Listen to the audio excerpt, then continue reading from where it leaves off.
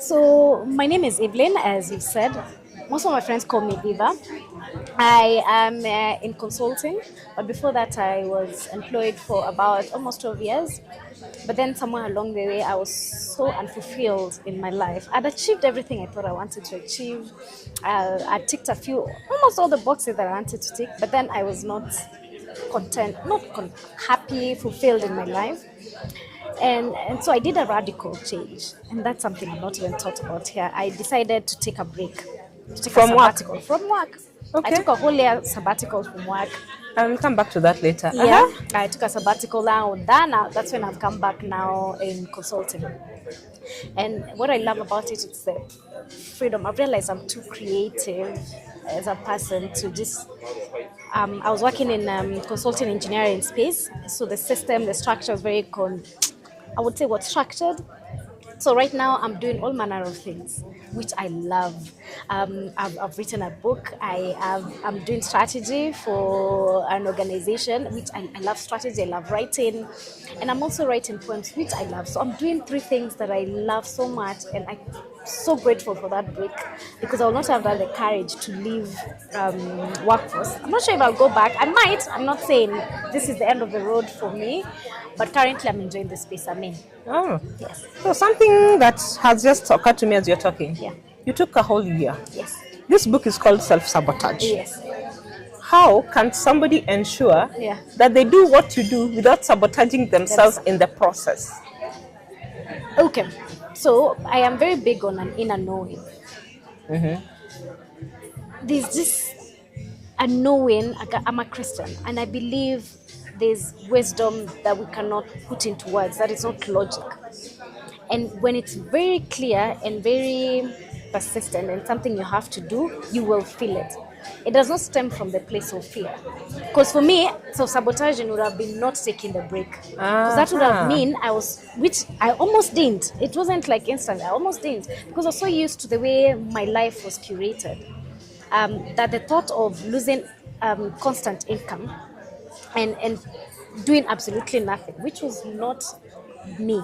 I'm very personal who's very good at planning and being sure where I'm taking the next step, what I'm doing. And for me to abandon all that to relax and allow myself to just be without a project, without a goal, that for me was out of the grain, out of my way of doing things. So that's the one reason I know it wasn't self-sabotaging. Number two is when you find yourself not following your own purpose or curiosity, but more worried. If it's more on the fear bit, what will people think? What will I eat? What will I? If you find yourself asking these questions, you're about to self-sabotage yourself. Because it drives Be careful. in fear. Yes. It drives, self-sabotage thrives in fear. But if you find yourself, you're like, okay, I know I don't know how to figure these things out, but I know whatever it is that is pulling me towards this direction is too strong for me to know. And I believe and have an inner knowing. Actually, why am I even complicating this? If you feel at peace. No complications. Be at peace, and that is it. Just be at peace. Because when you're self-sabotaging, my friend, you're not in peace. Because you're listening to the fear.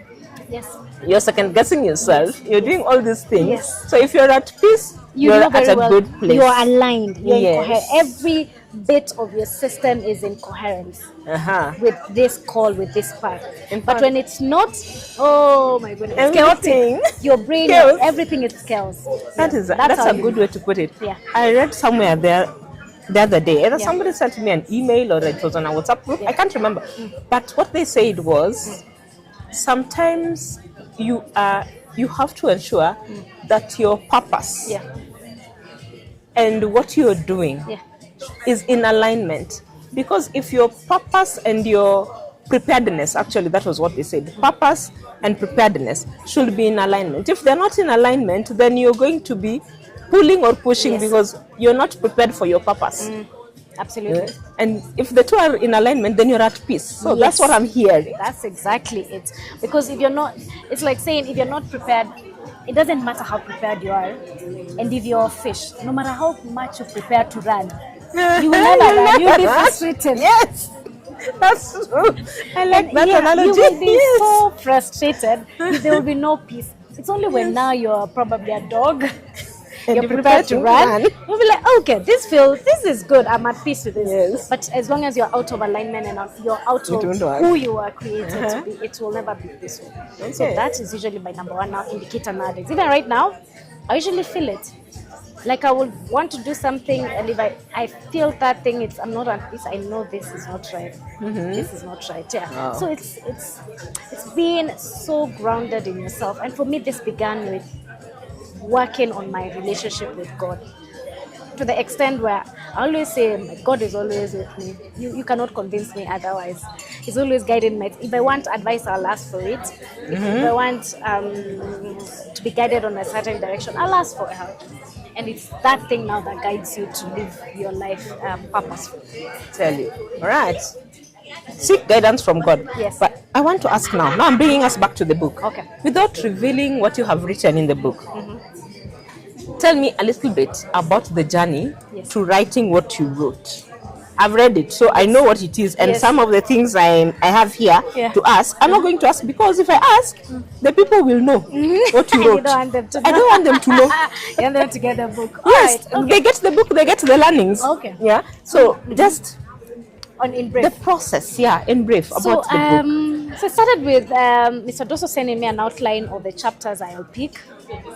And I looked at all the chapters. For some reason, society and how society feels about self-sabotage attracted me. And for me, why that was very important is because sometimes we look at self-sabotage as Eva's problem. Oh yeah, by the way, that's true. That's And then I'm like, oh, Lillian is self-sabotaging herself. So Eva is self-sabotaging myself. We forget we do not exist in a vacuum. There are structures, there are society, there are narratives, there are environments that we exist in. And for me, that's what I've realized. Okay, we need to have this conversation. We cannot get out of self-sabotaging without talking about the role that the society is doing in our efforts, in whatever efforts we have to self-sabotage, to not self-sabotage ourselves. They say even if you decide, if today I wake up and decide I'm going to change my life, but I don't work on my environment. I give a very good example on a story. I do LinkedIn articles. I wrote one and I said, there's this guy who decided to stop drinking because drinking was literally, killing him. And so when he died, he decided that he didn't change his environment. You stayed there. Stayed with the same people, hanged out with the same places. Imagine that. So did he and stop thought to drinking? change? Of course not. Exactly. Because environment matters. It wasn't until he realized, okay, this thing is actually going to kill me. Yes. He uprooted himself to a different location and stayed there. And guess what? He changed. Environment Wow. is very important. If we don't realize some of these things we do is because of the narratives in our head from even well-meaning people, your parents. I've talked about the speech I gave was about my father. He Yes. meant well. He didn't mean it for Yeah. evil. He really meant well. But unfortunately, it wasn't the right thing for For me. you. And you have to be aware to know, fine, someone can give me advice. They don't mean, they mean well, but it's not for me. So that is why society, writing about the society role in self-sabotage was very important.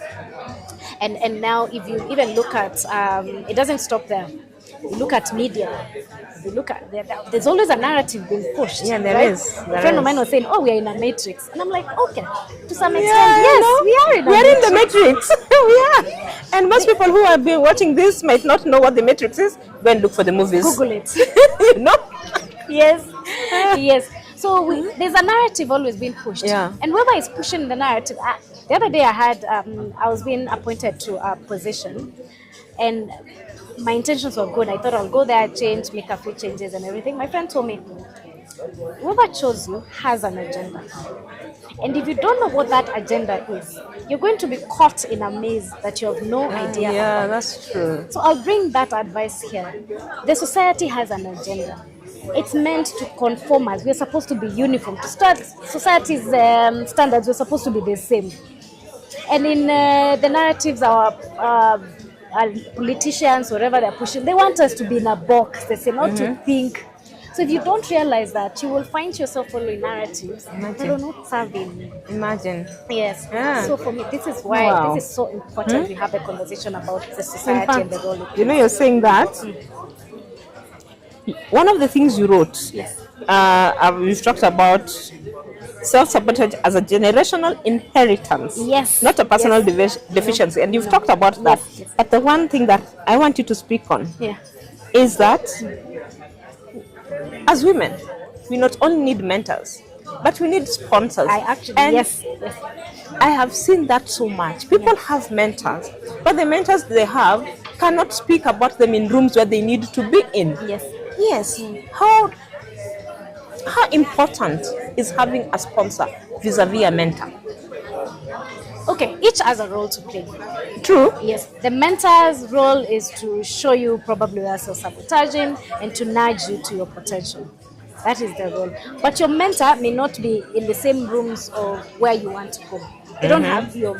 They may have your vision of your future, but they don't know how to propel you to that Forward. vision forward. Yes. Yes. And so that's why now sponsors come in. And Michelle in her speech brought it that very well. She said, you need people who are going to say, you know, in these rooms that we are not in, and there's so many, you need someone who is going to say, and I've gotten opportunities out of that. Someone's going and say, oh, if you want this thing done well, you need to call Everlyne.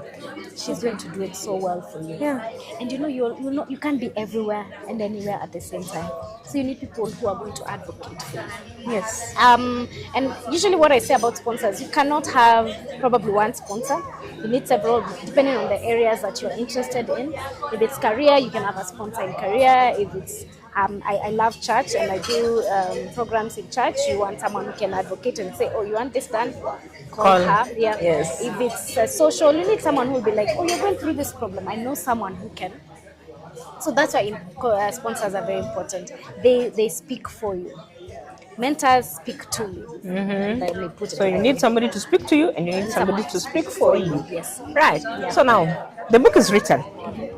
It's out. Yes. People need to read it. Yes. Give us your parting shot on this. Why do people need to read this? What is the one key thing you want somebody to take away and know? Let me rush and buy that book very quickly. Because I will tell you this.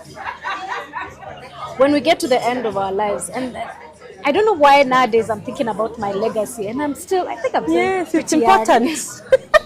Yes. I want to get to the end of my life, and I want my legacy to be, oh, she attempted a lot. She was so good. She helped people she loved. She worked on herself. Like the transformation I've done for myself, people are like, oh, wow, we would want to be you. So for me, that is why you need to get this book, because the goal is to leave everything. There's a quote I read the other day, it was so beautiful. It said, accumulate all the good things you can accumulate in this life. And you cannot accumulate all those good things when you're self-sabotaging yourself. No, you can't. When you're tripping on your own way, you are not going to accumulate all these good things. So for you to do that, you need to work on yourself. And I tell people, you're going to live in this body for the rest of your life. Yeah. If that doesn't nudge you to get the book, I don't know what else will. But let me continue.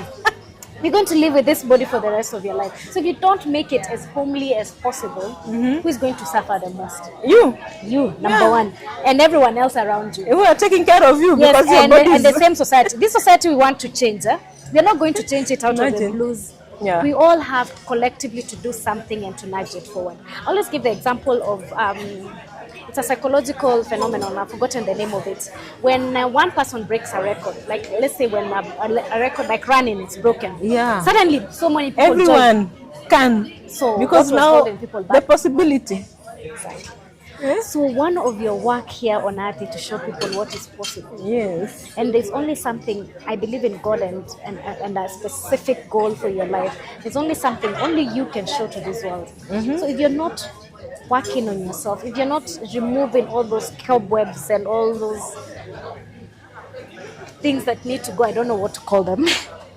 Baggage. Baggage, yes. Baggage, trauma, whatever. That needs to go. You'll not be left with a frame of mind and frame of, what do I call it? A body of frame, because I don't want to just say body itself. Yes. It lives experiences, its Everything. principles, its values. You'll not be left with one framework that can work towards accumulating all these good things in your True. life.